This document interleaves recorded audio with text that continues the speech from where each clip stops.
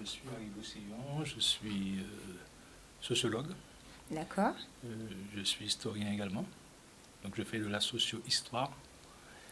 Et donc je viens de publier un ouvrage sur la négatitude au travail. La nég-attitude au travail. Donc le comportement des nègres au travail, des nègres de Guadeloupe, Martinique et Guyane.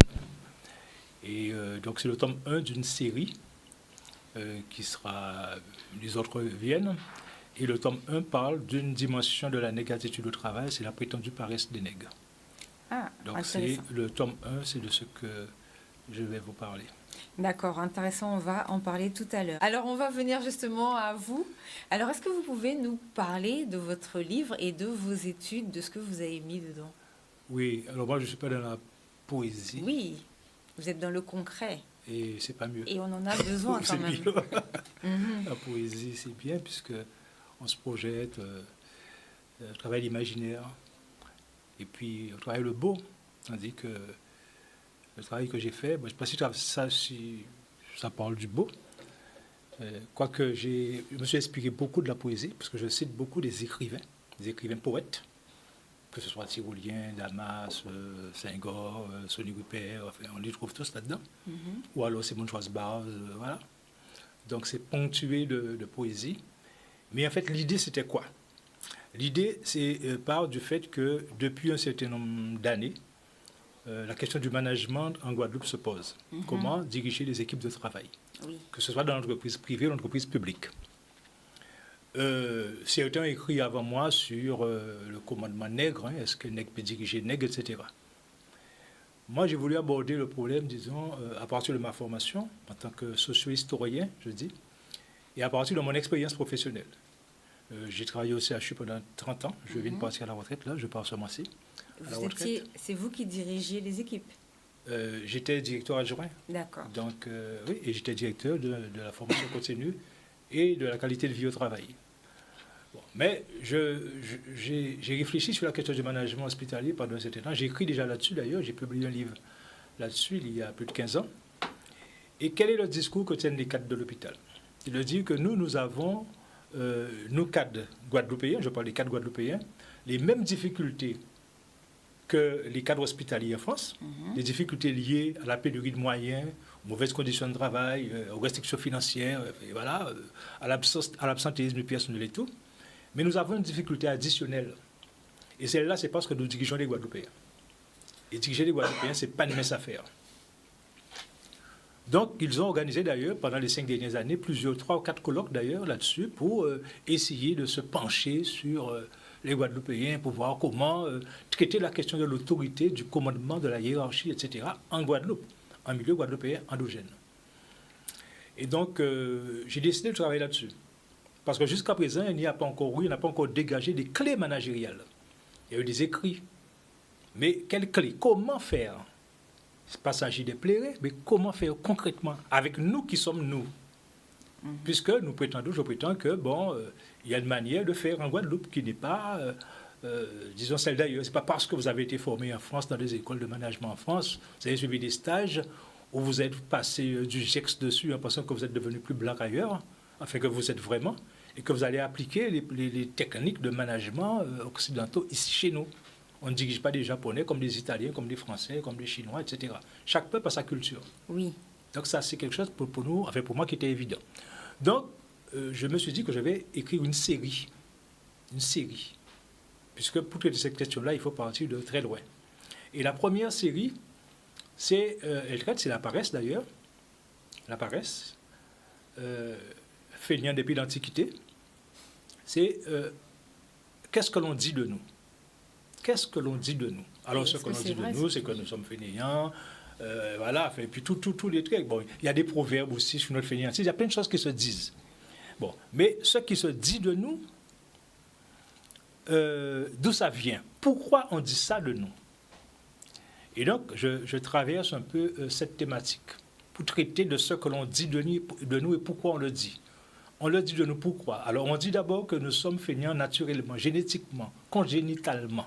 Nous sommes feignants. Ça, c'est parce que nous sommes noirs.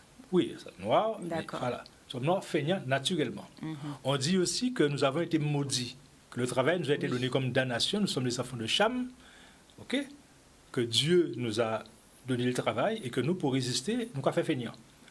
Et je vous raconte l'histoire, effectivement, il n'y a pas la seule, mais il y a plusieurs histoires qui existent sur le fait que les bon Dieu étaient qu'à distribuer qualité, eh bien, il nous a donné tous rendez-vous là-haut avec la Vierge Marie et tout, on devait se présenter. Et puis, le blanc est arrivé avant. Oui, nous partons là. Non, non, on est venu, mais le blanc est arrivé avant avec son casque colonial, bien mis, etc., bien escampé, quoi. Il arrive, on lui donne une enveloppe, on lui donne l'argent. Le mulâtre arrive un peu de temps après parce que lui, comme c'est un beau parleur, il est resté farandolé en chemin. Il joue une petite madame, il parlait baillot, il veut s'y barreta. Ok. On lui donne quand même une plume. C'est la connaissance, le savoir. La connaissance. Et le nègre arrive tard, il s'est réveillé tard, bien sûr. Comme d'habitude. Il s'est à peine lavé, il s'est envoyé de l'eau sur les bras. Avant d'aller, il est passé dans un bistrot, il prend des graines. Forcément. Après, ça a songé, bon, j'étais quand on là, il arrivait. Et puis, il a trouvé ce qu'il attendait, c'était une grosse caisse pleine. Et il a dit, ah bon Dieu, sauvez-moi parce que bon Dieu, ben, moi, un cadeau plus gros que les autres. Et donc, il descend, il rentre chez lui et quand il arrive, il ouvre ça pour que sa femme voit ce que Dieu lui a donné. Il lui a donné rose, sable, puis croix. Ouais, des outils de il dit comme ça, c'est ça pour faire. Et donc, qu'est-ce qu'il fait, ce nègre-là? Il prend son tambour, il se met à battre.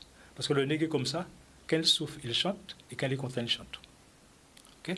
Bon, donc, c'est pour parler un peu de ça. Le deuxième temps, c'est de dire, il y a aussi sous l'esclavage. On dit ça de nous parce qu'il a été dit que si on nous libérait trop tôt, que nous n'allions pas travailler. Oui. Et tout le débat qui a cours entre 1830 et 1848, par exemple, sur la question de l'abolition, est ponctué par ces arguments-là, en disant, mais si on les libère, ils ne vont pas travailler. Et on a l'expérience des colonies anglaises, où l'esclavage a été aboli en 1830. On n'a pas libéré les nègres totalement parce qu'ils sont passés par un statut d'apprenti. Il y a eu l'apprentissage. Parce qu'on te dit que pour pouvoir accéder à la liberté, il faut que tu apprennes ça. Donc, au niveau des colonies anglaises, il y a eu une phase d'apprentissage. Mais même dans la phase d'apprentissage, il y a eu fait feignant. Et donc, les planteurs esclavagistes en Guadeloupe disent non, pas question. Et puis, le fouet. Le fouet, c'était pourquoi? Et quand je dis ça, ce n'est pas des paroles que j'invente. Hein. Tout ce que je dis, c'est justifié par des déclarations. Il disait que le fouet, eh bien, c'était pour enlever les nègres de leur torpeur. Que si on ne les fouettait pas, ils n'auraient jamais travaillé. Parce qu'ils ont une tendance naturelle à la paresse. Ouais, naturel, oui. Donc, on traite de ça. Ce que l'on dit de nous aussi, ça a été forgé par l'école. Et puis, il faut voir que l'école de la Troisième République notamment, quand la France a pris la défaite de Sedan, il partit en Afrique pour coloniser, avec son école de Jules Ferry, laïque, obligatoire, etc., eh bien, on a développé l'idée aussi, on a conforté l'idée que ces civilisations-là étaient inférieures. Et Jules Ferry dit justement que les nations occidentales, les civilisations occidentales ont l'obligation, disons, d'éduquer, de civiliser, de former des nations inférieures. Mais pas seulement Jules Ferry, mais Victor Hugo a répété des trucs pareils aussi. La lumière. Donc, et quand on regarde les livres d'histoire et de géographie de l'époque, ils défendent la thèse que nègre feignant. Et puis il y a eu enfin nous-mêmes. Parce qu'il y a une chose qui est très importante, c'est que nous répétons ce que l'autre dit. Exactement. Nous nous regardons avec le regard de l'autre. Et nous trouvons des Guadeloupéens, des cadres, mais des gens comme ça qui disent, oui, eh bien, Guadeloupéens feignants. Ouais. Ou alors qui vont jusqu'à dire, je parle de choses vécues. Concrètement, j'étais allé au Sénégal, et puis Sénégal, avec les voyages organisés, on voit une situation, pas de grande misère, mais de pauvreté, disons, où j'entends un Guadeloupéen dire, heureusement la France tire nous là. Oui, ça... Mais heureusement, la France tire nous là, ça signifie heureusement, ils mettent nous esclaves. Heureusement, nous passer par la phase de ça pour vite. Mais ça renvoie à un discours d'avant où on considérait que l'esclavage était la nécessaire transition pour nous permettre de passer de l'état de sauvage à civilisé. Donc, voilà, c'est cette thématique-là qui apparaît, qui est abordée dans le livre à partir de cet angle et qui va se poursuivre après sur d'autres ouvrages, parce que c'est une série. Le prochain ouvrage dira bon, voilà, ça c'est ce que l'on dit de nous. Le deuxième, c'est qu'est-ce que nous donnons à voir? Puisque si on le dit de nous, c'est qu'il y a des choses que nous montrons. Qu'est-ce que nous donnons à voir? Le troisième, c'est que notre comportement, il est déterminé par quoi? Et revenir à l'histoire.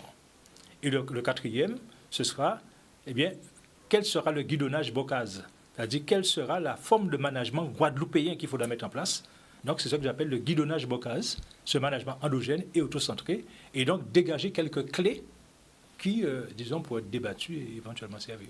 Bah justement, j'avais deux questions. Donc la première, puisque vous avez dit que ce sont des choses, chaque communauté a sa culture, est-ce que la paresse et la manière dont les gens nous voient, c'est aussi valable pour la Martinique, la Guyane, étant donné qu'eux aussi ont subi de toute façon la même histoire que nous? Oui, le livre c'est Guadeloupe, Martinique, Guyane, de la négritude au travail. Ça parle de Guadeloupe, Martinique et Guyane. D'accord, donc ça c'était ma première question.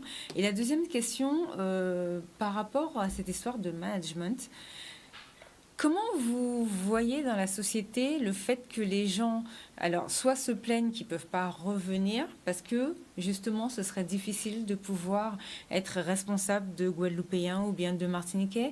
Comment vous voyez ça, vous, dans notre société? Parce que c'est un gros problème qu'on a actuellement. Moi, je pense que ce n'est pas un problème. Enfin, c'est un problème, c'est les gens disent que c'est pour ça qu'ils ne reviennent pas. Non, les gens disent ça. Les nègres ne peuvent pas diriger les nègres. Bon, effectivement, il est une réalité, c'est que c'est comme la théorie du fanchou. Ouais, nous sommes dans le fanchou. Moi, je disqualifie ça complètement. Et là, c'est encore notre manière à nous de nous autoflageller tout le temps, de nous autoflageller. Non. Il y a des difficultés à être, comme dans toutes les petites communautés.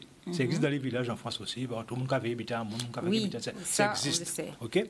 Mais pourquoi, quelle difficulté il y aurait à diriger des Guadeloupéens? Si nous, managers, nous nous posons réellement en tant que Guadeloupéens, autrement dit, nous ne venons pas pour diriger comme l'autre, avec le regard de l'autre. Ça, c'est ce que les gens, parce que moi, j'ai vécu des trucs au CHU. Il y a un cadre qui part faire une formation en France. Et quand elle fait une formation dans une école de cadre, elle revient, elle est cadre de service, ok? Elle revient dans un service, et puis elle veut appliquer dans son service-là, tout ce qu'elle a appris sur nous, là. On n'est pas français, nous. Il y a une manière de voir, de composer. Il y a des fondamentaux à respecter dans le management. Il y a des fondamentaux à respecter, mais sauf que vous n'allez pas diriger comme en France. Par exemple, il y a des gens qui disent que vous dites tout le temps, fais ça pour moi, fais ça pour moi. Ou pas, dit, on a fait ça pour moi parce que si travail, il faut y faire. Oui. Bon, mais quel est le problème de dire, fais ça pour moi? Qu'est-ce que ça t'enlève à toi? Si dans notre culture, la relation affective, elle est importante. Moi, je suis responsable d'un service. Je porte un truc à ma secrétaire, je lui dis, bon, vous pouvez faire ça pour moi, s'il vous plaît. Faire ça pour moi, s'il vous plaît. Est-ce que je l'ai supplié? Non. Parce que je sais de toute manière que si elle ne le fait pas, je lui dis, bon, écoute, je t'ai dit de le faire, un point, un trait, quoi. OK? Mais je sais que la porte d'entrée, c'est ça.